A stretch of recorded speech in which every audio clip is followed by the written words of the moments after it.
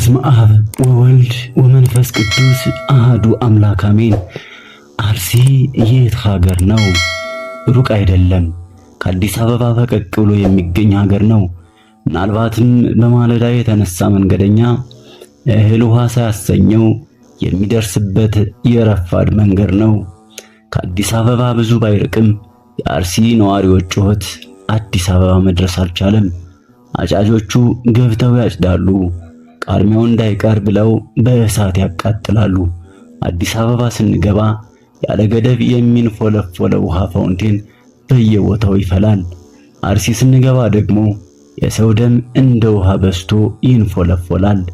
ግን አርሲ የት ሀገር ነው? ሮም ነውን? አንጾኪያ ነው? የአርሲ ክርስቲያኖች ኢትዮጵያ አይደሉምን? ዕለት ዕለት እንደሚታረዱ በጎች እየተጎተቱ ሊታረዱ ከልካይ የጠፋው ሁሉ ሰው ጆሮ ጩኸታቸውን አይኑ መከራቸውን ማየት አልችል ብሎ ነውን? የእስራኤልን ጩኸት የሰማ እግዚአብሔር የእነዚህን ምዕመናን ጩኸት የሰማ ቀን ምድርም ዝም አትልም፣ ሰማይም በቀል ይመልሳል። የሰማዕታት ደም እሳት ሆኖ የሚያቃጥልበት፣ ነፋስ ሆኖ ከተማ የሚያጠፋበት ቀን ይመጣል። ያን ጊዜ ከእግዚአብሔር እጅ መክበድ የተነሳ መሸሸጊያ ይጠፋል። ውድ ክርስቲያኖች ሆይ አሁን እንደማመጥ። ቅዱስነታቸው ብፁዕ ወቅዱስ አቡነ ማትያስ የሰጡትን ሰቆቃወ ቤተ ክርስቲያን ተከታትለናል። ከዚህ በፊት ቀደም እያልን ከለቅሶ ጋር ንግግራችን ስናደርግ የነበረው የአርሲ ሀገረ ስብከት ዝምታ አስደንግጦን የእረኝነት መልክ ብናጣበት ነበር። አሁን ግን በማህበራዊ ሚዲያ እንደተከታተልኩት የሀገረ ስብከቱ ሊቀ ጳጳስ መግለጫ ሰጥተዋል። ከዚያም ቅዱስነታቸው በሕዝቡም በመንግስትም ፊት ለሕዝቡ የደህንነት ዋስትና እንዲያረጋግጥ በብርቱ ሐዘን መልእክታቸውን አስተላልፈዋል። የቅዱስ ፓትርያርኩ መልእክት ለሁሉም እንዲደርስ እያደረግን ቅዱስ አባታችንና ብፁዓን አበው ሊቃነ ጳጳሳት የሚሰጡንን መመሪያ ብንከተል መልካም ነው ላለሁ። እርግጠኛ ነኝ በየደረጃው ልናደርገው የሚገባንን የሥራ ዝርዝር አውጥተው ወደፊት በአርሲ ሀገረ ስብከት የሚደረገው ጥቃት እንዳይቀጥል ማድረግ የምንችልበትን አሰራር ይዘረጉልናል ብዬ አምናለሁ። ስለዚህ ቀድመን መመሪያ የሚመስል ነገር ለአባቶቻችን ከመስጠት ብንቆጠብ መልካም ነው ላለሁ።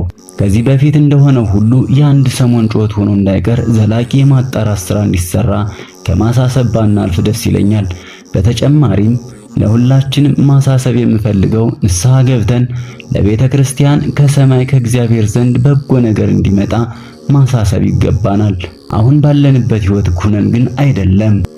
ባለትዳሩ በትዳሩ፣ ካህኑ በመንበሩ፣ መነኩሴ በገዳሙ ጸንቶ በማገልገል እግዚአብሔር የምሕረት ፊቱን እንዲመልስልን መለማመጥ ይገባናል። የእግዚአብሔር እርዳታ ያስፈልገናል። ወደ ሰዎች በመጮህ ብዙ ቀናትን አሳልፈናል። በዚህ የጾም ወቅት ሁላችንም ኃላፊነትን ወስደን ንስሐ መግባት፣ ጾም፣ ጸሎት መያዝ ያስፈልገናል። እግዚአብሔር የሰማዕታቱን ነፍስ ይማርልን።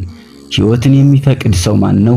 በጎንም ዘመን ለማየት የሚወድ አንደበትህ ከክፉ ከልክል፣ ከንፈሮችህ ሽንገላን እንዳይናገሩ ከክፉ ሽሽ። መልካምንም አድርግ፣ ሰላምን ምሻ፣ ተከተላትም። የእግዚአብሔር ዓይኖች ወደ ጻድቃን ጆሮዎችም ወደ ጩኸታቸው ናቸውና መታሰቢያቸውን ያጠፋ ዘንድ የእግዚአብሔር ፊት ክፉን በሚያደርግ ላይ ነው። መዝሙረ ዳዊት መዝሙር 34 ከቁጥር 12 እስከ 16። ሊቀ ሊቃውንት ስምዐኮነ። ውድ የስንክሳር ቲዩብ ቤተሰቦች እኔም ይህን እላለሁ፣ እውነት ነው። በእኛ በኦርቶዶክስ ላይ የሚደረገው የግፍ ጽዋ ሞልቶ ከፈሰሰ ቆይቷል። አትግደሉም ብለን በመጮህ ብቻ አልቆመም፣ ሊቆምም አልቻለም። አዎ እውነት ነው። መደማመጥ አለብን፣ መጸለይ አለብን፣ ንስሐ መግባት አለብን። አባቶቻችንን መስማትም ይኖርብናል።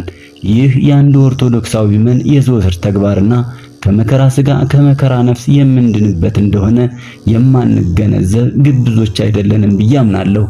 ጠባቂያችን እግዚአብሔር ጋሻ ጦራችን የጸሎት መጻሕፍት እንደሆኑም ጠንቅቀን እናውቃለን የሚል እምነት አለኝ። ይህን በሁላችንም ልብ አትመን ጃርትን ከጉድጓድ ሳትወጣ ነውና ነገሩ። በእያንዳንዳችን ቤት ከማንኳኳቱ በፊት በቃችሁ፣ ሞት በቃን በአርሲ ሰማዕታት ስም ስንል እንደ ልብ አምላክ ዳዊት ወንጭፋችንን ማንሳት ግድ ይሆንብናል። እውነታው ይህ ነው። እንደ ጎልያድ ካልወደቁ ነገም አይተውንም።